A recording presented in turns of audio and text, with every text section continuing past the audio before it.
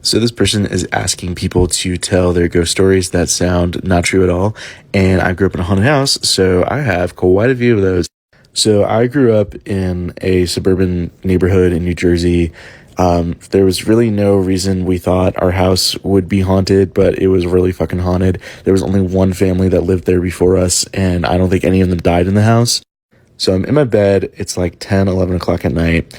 I'm probably like in middle school or early high school. And I have my door closed because I slept with the light on because I was afraid of the dark, because you would too if you lived in a haunted house. But my parents didn't care. They were like, we need to sleep in the dark. And their bedroom was across from mine. So if I slept with the light on, I had to keep my door closed. So my door's closed, chilling, playing video games in my room, in my bed. And the door opened. Just like a smidge. It opens a smidge.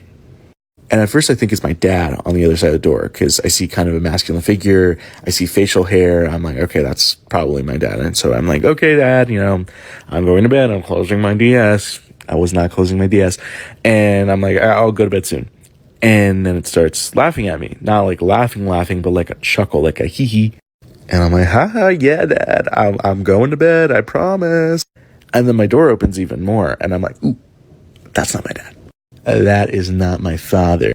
About a year or two later, the movie Insidious came out, and if you know the movie, you know exactly where I'm going.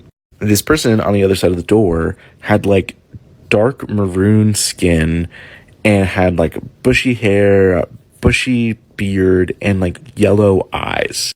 And I'm just sitting there in my bed, stunned. This thing is still like chuckling at me. It's like, hoo hoo hoo hoo.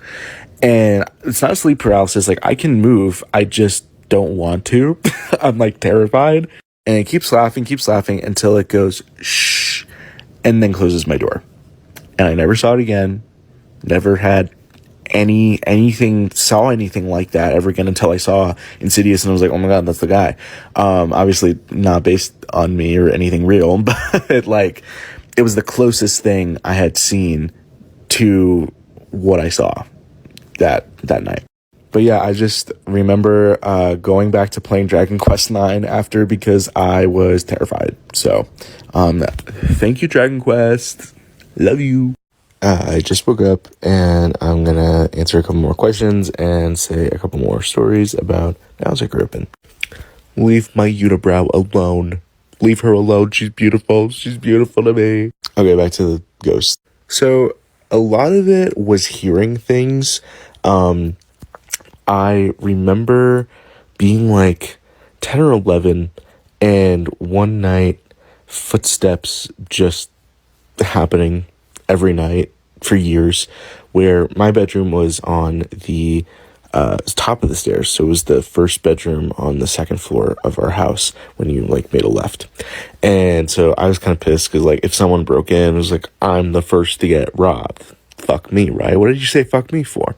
And so one night, I hear someone like stomping up the stairs, like starts at the bottom of the stairs, and it's a specific pattern. It stomps in front of my room after coming up the stairs, goes into the bathroom next to my room, and then goes into my parents' room. So I'm like, oh, it's my dad.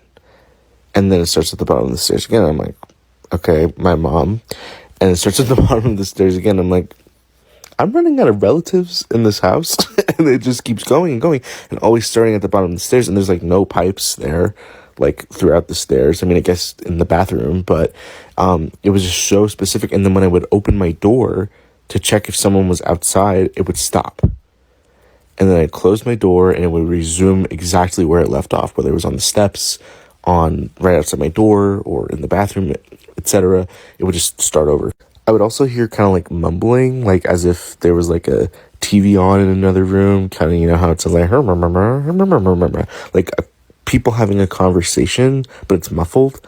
And I would literally go out of my, like sneak out of my room and tiptoe around my house to make sure nobody was watching TV. And even if it was like, oh, they heard me come out of my room and turned off the TV or muted it, I would hear it when I was home alone. So it wasn't just when other people were home. I was left home alone a lot, especially because I was homeschooled up until 8th grade. So more so in middle school, because I was older and I could kind of take care of myself. My parents would like leave me home alone to like do my schoolwork, and they'd go do their errands, go to work, etc. And I would leave my door open so that I could hear if someone came to the door, or if my parents came home and needed help, or God forbid somebody broke in. And I would hear like my mom come home, Like, I would hear keys jingling. I'd hear her cough or sneeze. You know how you know people's specific coughs and stuff like that. I would hear her and I'd say, "Hi, Mom." And then there'd be no answer. And I would look out the window and there'd be no cars in the driveway. I'd go downstairs, nobody would be there. I would also hear doors opening by themselves, like the pantry door or the door to the basement or like the bathroom downstairs. I'd hear as if someone was like washing dishes. So how creepy would it be if there was someone up there? But I would hear like dishes moving around, the sink turning on and off.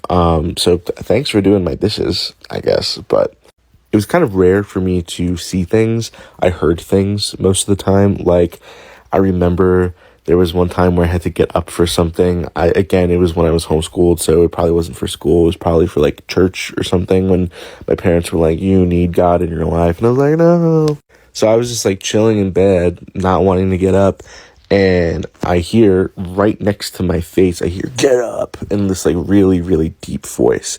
And I sprint downstairs and everybody is downstairs. Everybody in my house is downstairs on the other side of the house. Like, nobody would have had the time. I would have seen them. Nobody would have had the time to sprint from my room downstairs without me seeing them. Another time that I heard something very specific, like a specific sentence or phrase said to me, I was having lunch, and what I would do when I was homeschooled, when I was older, because it was more independent at the time, is I would do half my subjects in the morning, have lunch, and then finish everything else after lunch. So I was having lunch, and I was getting the rest of my stuff to bring up to my room to finish school for the day, and I'm walking out of the kitchen, and I hear, "Don't look back." And it's like, again, right in my ear, but it sounds kind of like it's in a walkie-talkie, like it's muffled. And the only other person who was home was my mom, and she was upstairs on the other side of the house. None of the windows were open. And again, it's like right in my ear. It wasn't like, oh, it was outside. It was like right in my ear. And the only reason it scared me, other than, it's a random voice in my ear, is because behind me was this bay window in our kitchen that I was always terrified of. I never saw anything in it, but I knew that if I did see someone standing there, I knew that guy has to be like Slender Man fucking tall, because that window was like 10 feet off the ground. So if I saw someone like eye level with me, I knew that they were a really tall fucker or like had a ladder. I don't know. Ladders are kind of scary, I guess. But it always freaked me out. And so I turned around because I'm stupid, and I was like 11 or 12 at the time. And I didn't see anything, but still freaked me out. But yeah, we moved out of that house when I was 17, turning 18. It was right before I went to college, and then we moved to Florida. And we bounced around places in Florida, and only one of them was like creepy. Like the house my parents live in now, totally normal. I'm like, wow, must be nice. But also like the place I live in now is completely fine. I had a couple of experiences in college that were kind of funny and weird and spooky, but nothing as terrifying as the house I grew up in.